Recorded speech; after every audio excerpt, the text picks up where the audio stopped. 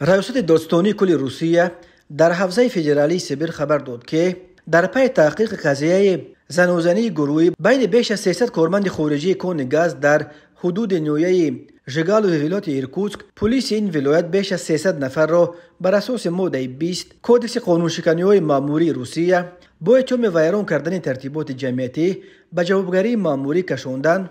34 نفر آنها را از قلمرو روسیه مجبوراً اخراج کردند. همین طور به اطلاع دادستانی در رابطه با این حادثه بر اساس قسم دوم ماده 213 کودکس جنایتی روسیه پرونده جنایتی با اتهام افباشی گشودند و 5 عیبدار شونده به حبس پیشکی یا حبس خانگی گرفته شدند. بر اساس نتیجه های تحقیقات 23 میلیون سال 2023 در آشخانه هنگام خوراک نصف روزی بین کارمندان شرکت AO لنگاسپتروی برای نوبت خوراکخوری زن و زنی به عمل آمده. در جریان آن چند تن از کارگران جراحت برداشتند.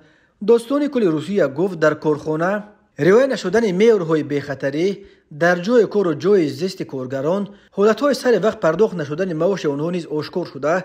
گناهکاران برای این قانون شکنی‌ها جریمه بسته شدند. همین طور با تقاضای دادستانی با مقصد پیشگیری از حالت جنجال‌زا در کارخانه 4 آشخانه علاوگی تشکیل کرده شده. شماره کارمندان خدمات امنیتی را زیاد کردند.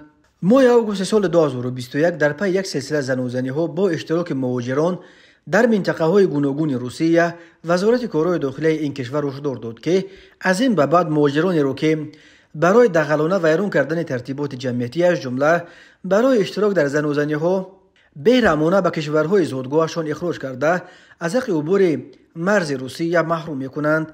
در پایان سال 2021 وزارت کارهای داخلی روسیه خبر داد که الکی بیش از 400 مهاجر را محض برای اشتراک در زنوزنی‌های عمومی از این کشور اخراج کردند.